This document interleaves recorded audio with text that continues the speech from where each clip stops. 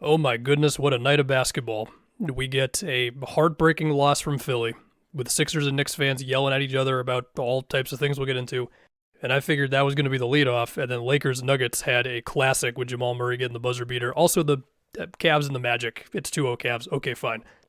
Where do you start on Nuggets Lakers, man? I mean, I think in the first half, D'Lo's making shots. We love that for him. We saw AD making a whole lot of shots over Jokic, over Aaron Gordon, where he might be going at them just in the post, or it might be, one of them dropping on a screen with AD and D'Lo, and then D'Lo's hitting AD with a little bounce pass for a long two-pointer or whatever. It did feel like later on in the game, the Nuggets had Gordon guarding AD more often, and they had Jokic guarding Rui. But that was later on. But we did see some LeBron AD screen actions that did put the Nuggets into some tough spots. I mean, one time where Austin Reeves came up from the corner at the same time as the screen, which just had the Nuggets having to worry about two different things. That results in with Murray having to be the help guy, AD finishing over him for the three-point play. Another one is a similar thing where, Jokic had to be a little higher up on the screen. LeBron's making the right plays out of it because he's amazing. AD's get to three-point play there. It did seem like the Lakers were finally going to beat the Nuggets in a playoff game.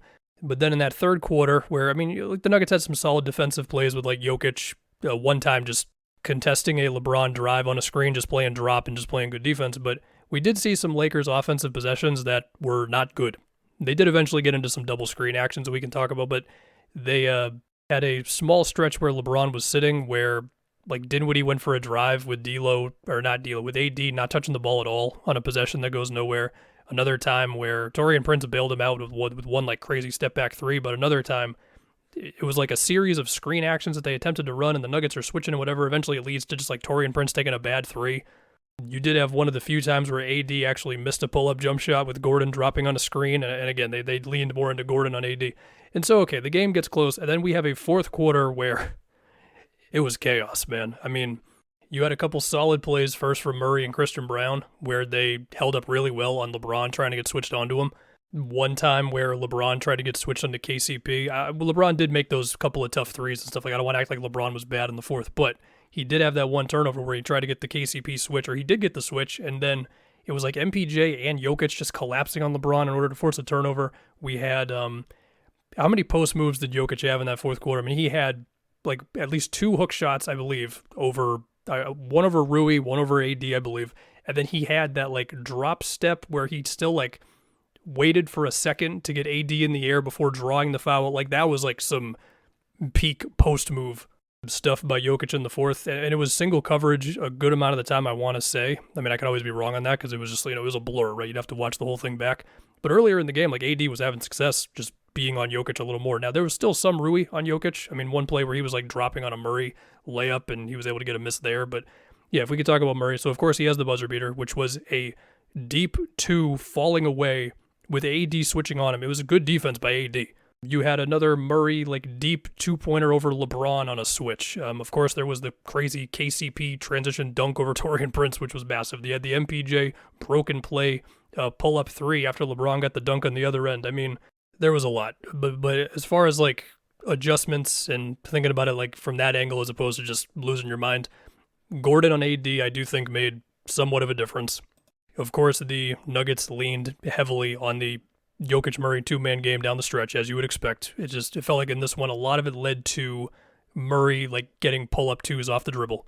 And the Lakers almost stole it off the back of, obviously a better early game, but then, LeBron making a couple of the tough threes. And then you had two plays late there where the Lakers ran, double screens or stack action or Spain pick and roll, whatever the hell you want to call it, where they were able to get layups. One from D'Lo, one from LeBron.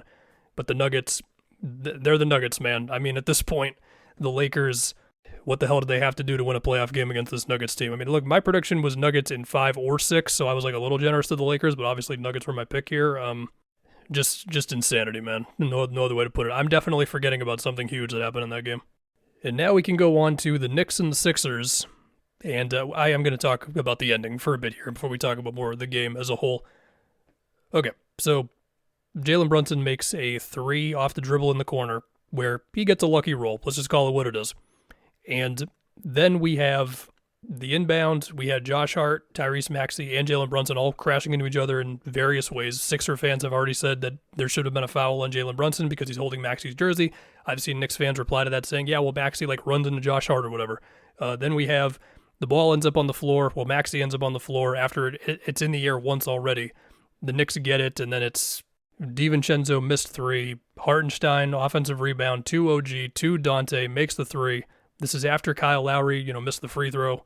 And then Philly attempts to run basically a full court pick and roll play where you have Maxey just get downhill with Embiid setting the screen basically around the half court line. Hartenstein blocks it, and okay, the Garden goes insane. We've already seen some controversy about Nick Nurse and did he call a timeout? I mean, he says he called time. Look, I'm sure you've seen the tape by now. Basically, he has like a timeout motion before the inbound to Maxey from Lowry, but he's not like deliberately pointing at the ref and yelling at him to call time. And so Knicks fans basically say, well, he pulled back. Sixers fans are saying that he clearly called time. And then after that, when Maxey ends up on the floor, Nurse does call time. But then the argument there is, well, they didn't have possession of the ball.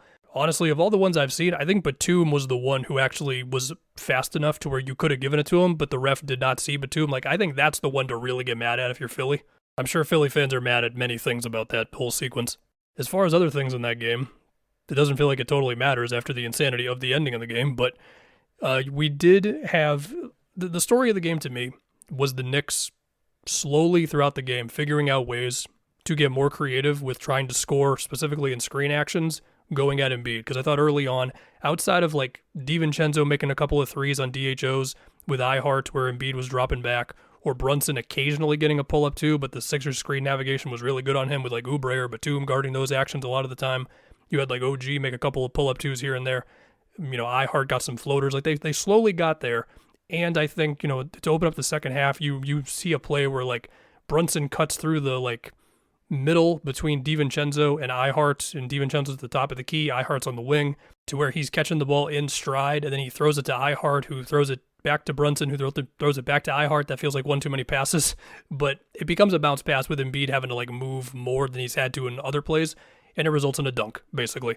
Another time where the Josh Hart screens for Brunson to like get him at least a little bit of space away from Oubre, who still kind of got there, but then Brunson goes baseline and then gets Embiid to commit, so then Hartenstein's getting the dunk. Like, it's just enough little things. And then in the fourth quarter, we saw Mitch on the boards again. It didn't feel like as devastating as it was in the previous game, but he was still on the boards a bit there. And then we had, on the other end, I mean, it was just Maxey Embiid two-man game because it just felt like that's the only shot that Philly had. I mean, like Embiid, he was clearly not moving as well as he wanted to, even if, again, I think, especially like earlier in the game, him defensively just kind of being in front of the rim was a problem the Knicks had to solve, right?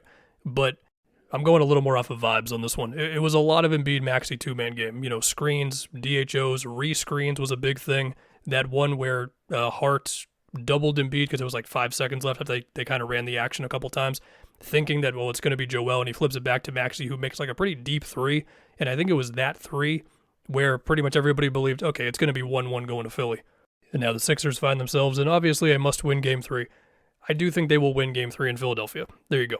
As far as Cavs Magic, well, I didn't see it because the Knicks and the Sixers was on, and I do know that the Magic once again struggled from outside.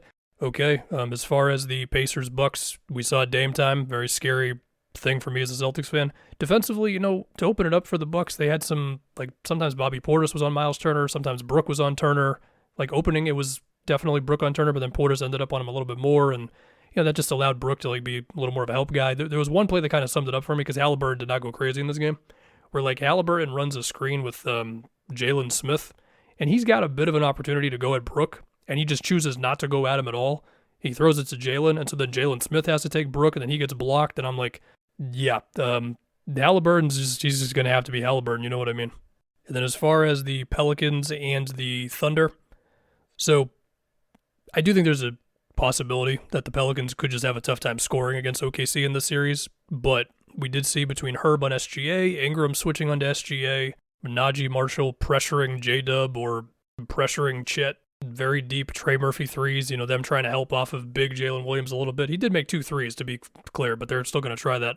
The Pels were able to slow him down for a bit. Like, is it a sign that OKC could have some trouble against the Pelicans?